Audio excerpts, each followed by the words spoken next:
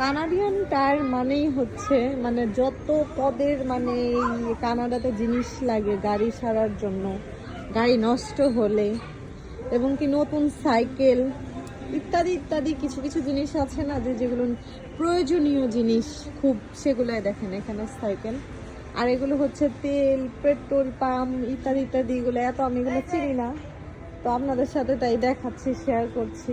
গাড়ি পরিষ্কার করারও জিনিস আছে, গাড়ি সুন্দর রাখার আর ক্লিন করার, যেমন আমরা শ্যাম্পু সাবান ইউজ করি, বাট গাড়িও পরিষ্কার রাখার জন্য অনেক কিছুই লাগে।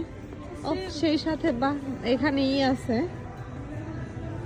কড়াই টড়াই আছে, দেখি কড়াইগুলো কত করে।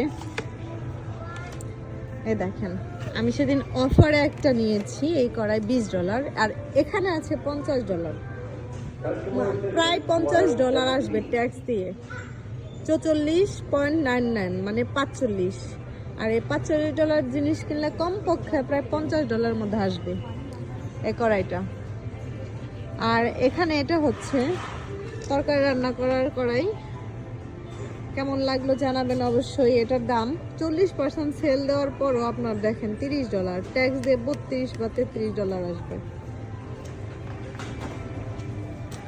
এখানে আরেকটা দেখাই।